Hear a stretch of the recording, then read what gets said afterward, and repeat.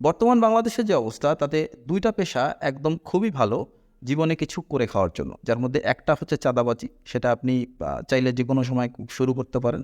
একটা লিডারকে ধরবেন এলাকার, তার কথায় কাউকে মারতে গেলেন বা কারো উপরে হামলা করতে যাবেন, সেখানে ছোট্ট একটা মামলা খাবেন, বাস আপনি লিডারের খুব কাছে চলে যাবেন। এরপর যে কোনো একটা এরিয়া ধরবেন, চাঁদাবাজি শুরু করবেন। আর 2 নম্বর হচ্ছে দালালি। দালাল আপনি পাবেনই, আপনার আশেপাশে যদি খোঁজ দেন 4জন 5জন 10জন দালাল আপনি সবসময় পেয়ে যাবেন। তবে সবচেয়ে সোজা হচ্ছে গিয়ে জমির দালালি করা। জমির দালালি করবেন, কমিশন খাবেন, বাস লাইফ বিন্দাস। একটু কষ্ট হবে কিন্তু জমির দালালি করে খাইতে পারবেন।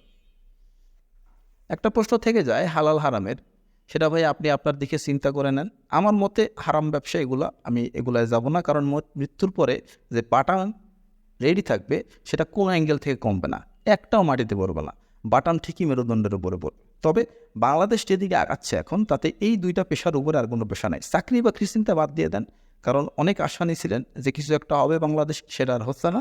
তো এই দুইটা পেশা থেকে একটা পেশা বাইছে নেন, জীবনে অনেক বড় হইতে পারবেন। সবাই ভালো থাকবেন। আল্লাহ হাফেজ।